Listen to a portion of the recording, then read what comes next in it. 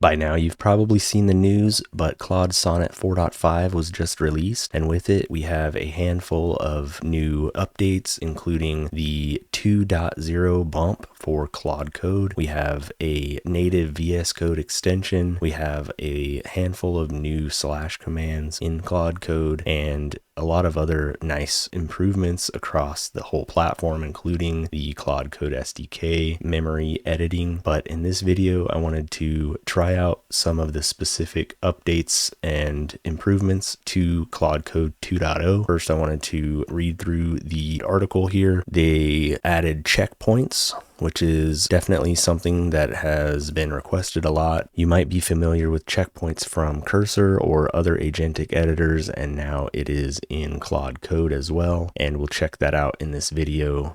It allows you to save your progress and roll back instantly. It also lets you not only roll back code, but also roll back the conversation. So this gives you a lot of fine-grained control over your progression through your agentic coding. They've refreshed the terminal interface. As I mentioned, they have a native VS Code extension. They have the editing feature and memory tool for the API. This was a couple weeks ago, but they announced file creation like spreadsheets, slides, PDFs directly in Claude apps like desktop. They also made the Chrome extension available to all Max users, which that invite just dropped in my inbox today. I haven't had a chance to try it out, but that might come in a future video. 4.5 is available everywhere today. Looking at the benchmark, they're reporting 77.2% on the SWE bench and 82% with, I believe, CPU additional thinking.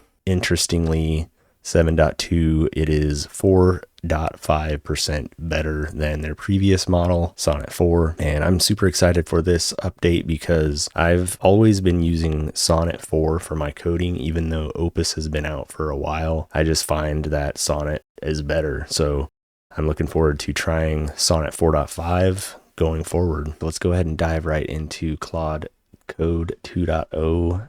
So this project is one that I've worked on for a couple months just as a fun side project, and I'm going to go ahead and resume it, and I'll start back at a previous point where I left off earlier while I was trying out Sonnet 4.5, and I can go ahead and open this up in the browser. What it is just a fun little YouTube thumbnail app so that I can create thumbnails pretty quickly in a very consistent manner. You've probably seen a couple thumbnails on this channel resemble this, and that's kind of where they're from. I can edit text, I can add labels, I can add logos, I can move things around on a grid, I can snap things to different points on the grid, I can change properties, rotation, opacity, things like that. And I can preview,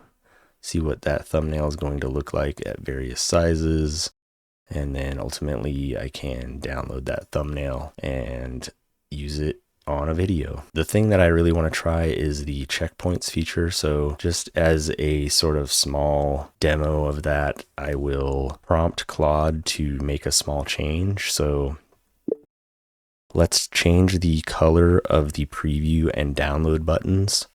Make the preview button more of a lighter gray color and make the download button a green color. Let's also change the icons to something else. So let's go ahead and do this prompt here, and we will see some changes happen.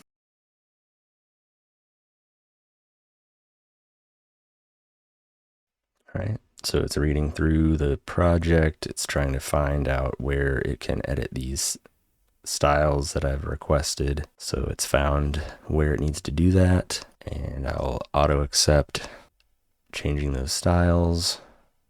Now it's going to update the icons.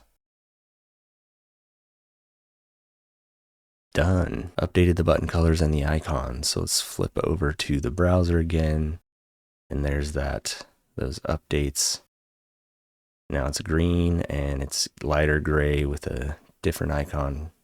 Maybe hard to see these here, but what I'll do is show you the checkpoints feature allows us to, if I hit rewind, I can press enter, I can navigate up. Another way to get to this is press escape 2 times. So before, you could press escape twice and you could fork the conversation at that point. So they've kind of extended that behavior to be checkpoints instead. If I go back to this point where I asked it to change the colors, I can press enter. It's going to ask me, do I want to restore the code and the conversation, just the conversation, or just the code? If I choose restore the code, the context, the conversation, my previous message will stay there. If I restore the conversation